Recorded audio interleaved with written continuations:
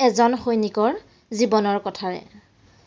জম্মু কাশ্মীৰত সেই সময়ত প্ৰচণ্ড গুলীয়াগুলীৰে কেইবামাহো একেলেঠাৰিয়ে যুদ্ধ চলিছিল।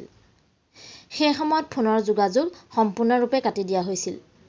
সেইবাবে সৈনিকসকল ঘৰলৈ যাব নোৱাৰাৰ লগতে ফোনৰ যোগেদিও ঘৰৰ মানুহৰ লগত যোগাযোগ কৰিব নোৱাৰিছিল।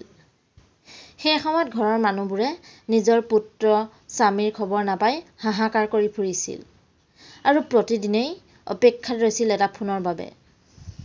যেতিয়া যুদ্ধ অলপ শাম কাটিছিল তেতিয়া প্ৰতিদিনেই সৈনিকসকলক 10 মিনিটৰ বাবে অফিচৰ পৰা ফোন কৰি ঘৰৰ মানুহৰ লগত কথা পাতিবলৈ অনুমতি দিছিল।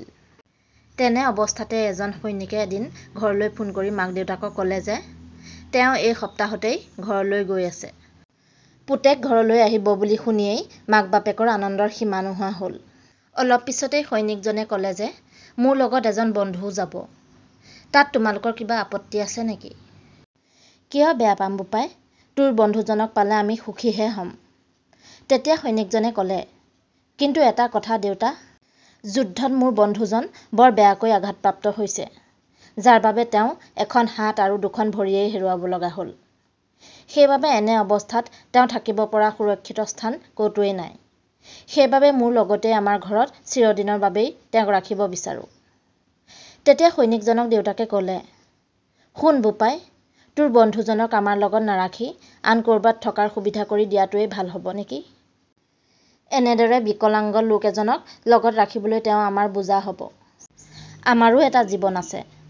এনেদৰে এজন বোজাস্বৰূপ মানুহ আমি লগত ৰাখিব নোৱাৰোঁ।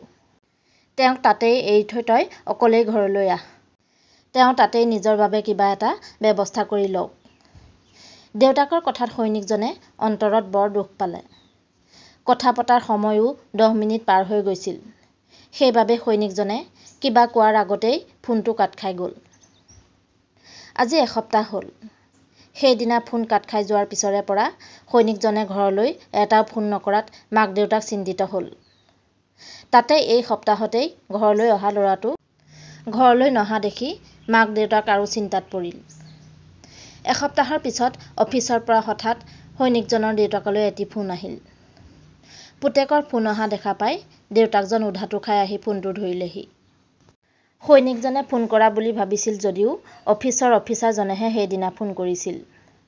অফিচাৰে ফোনতেই দেউতাকক জনালে যে যোৱা ৰাতি আপোনাৰ পুত্ৰই আত্মহত্যা কৰিছে। অফিচাৰৰ কথাত দেউতাকে আচৰিত হৈ সুধিলে, কিন্তু কিয়? তেতিয়া অফিচাৰে ক'লে, তাৰ কাৰণ এতিয়ালৈকে উলিয়াব পৰা নাই যদিও অনুমানৰ ভিত্তিত ক'ব পাৰি যে যুদ্ধত আঘাতপ্ৰাপ্ত হৈ তেওঁ নিজৰ হাত ভৰি হেৰুওৱাৰ পিছৰে পৰাই হীনমন্যতাত ভোগা দেখা গৈছিল। তেওঁক চাকৰিৰ পৰা অব্যাহতি দিয়াৰ পিছতো তেওঁ ঘৰলৈ যাব নিবিচাৰিলে আৰু এই এসপ্তাহে তেওঁক প্ৰায়েই অকলশৰে মন মাৰি বহি থকা দেখা পোৱা গৈছিল। তেওঁ হয়তো বিকলাংগ শৰীৰটো লৈ জীয়াই থাকিব বিচৰা নাছিল আৰু সেইবাবে হয়তো যোৱাকালি এনে এটা কাম কৰি পেলালে। অফিচাৰৰ কথাত দেউতাকজন মৰ্মাহত হৈ থৰথৰকৈ কঁপিবলৈ ধৰিলে।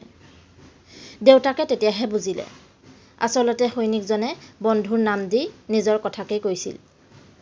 তেওঁলোকৰ বোজা হ'ব বুলিয়েই সি আত্মহত্যা কৰিবলৈ বাধ্য হ'ল। আজি তেওঁৰ নিজকে বৰ অকলশৰীয়া যেন লাগিল। পুতেকৰ মৃত্যুৰ বাবে যে তেওঁৱেই দায়ী হয়, সেই কথা ভাবি ভাবিয়েই দুখত ভাগি পৰিল।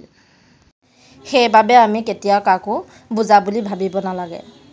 কেতিয়াবা সময় আমাক এনেকুৱা ঠাইলৈ লৈ যাব যে আমি গমেই নাপাম। যাক আমি বোজা বুলি ভাবি আছোঁ, এটা সময়ত সেইজনে আমাৰ বোজা কঢ়িয়াবলগীয়া হৈ পৰিব পাৰে। পৰিস্থিতিয়ে যাক যেনেকৈ দিছে তাক স্বীকাৰ কৰি জীৱনটো সহজভাৱে লোৱাটোৱেই হৈছে প্ৰকৃত মানুহৰ কৰ্তব্য।